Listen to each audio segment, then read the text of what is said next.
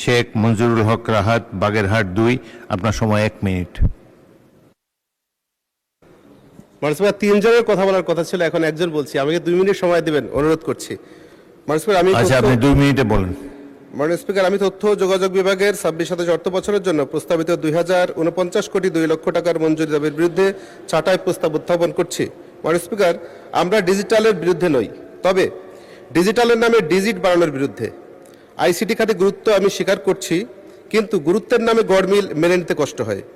দক্ষতার ঘাটতি, স্বচ্ছতা, জবাবদিহিতা এবং এর যে অভাব রয়েছে, অথচ বিশাল বরাদ্দ আমরা এতে দিচ্ছি।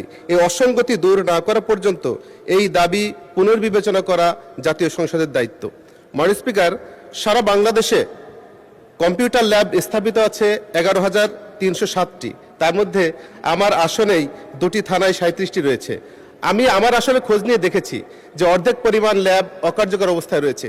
তার মানে আমার আসন দ্বারা যদি বিচার বিশ্লেষণ করি, সারা বাংলাদেশে 11,000-এর মধ্যে আমরা 6,000ও ল্যাব কার্যকর আছে বলে মনে করছি না। সুতরাং এখানে শুধুমাত্র ল্যাব অকার্যকর তা নয়, আইসিটি শিক্ষক সংকট রয়েছে, ইন্টারনেটের সংযোগ দুর্বল, ধীরগতি, বিদ্যুৎ সমস্যার প্রভাব, রক্ষণাবেক্ষণের জন্য বাজেট হলেও তা ব্যবহৃত হয় না। ডিজিটাল বৈষম্য রয়ে গেছে, শহরের তুলনায় গ্রামে দ্রুতগতি ইন্টারনেটের আরও বেশি অপ্রতুল। মাননীয় স্পিকার, বাজেট বরাদ্দ না বাড়িয়ে দুর্নীতি বন্ধ করুন, কম বরাদ্দেই অনেক বেশি বরকত হবে আমরা বিশ্বাস করি।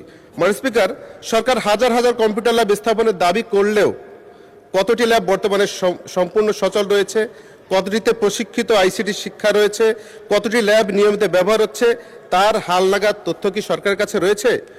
তথ্য ও যোগাযোগের প্রযুক্তি খাতে বিপুল অর্থ বরাদ্দ হলেও জনগণ জানতে চায় এই বিনিয়োগের বিপরীতে কতজন দক্ষ কর্মসংস্থান পেয়েছে, কতটি প্রকল্প সময়মতো সম্পন্ন হয়েছে এবং ডিজিটাল সেবার মান কতটা উন্নত হয়েছে।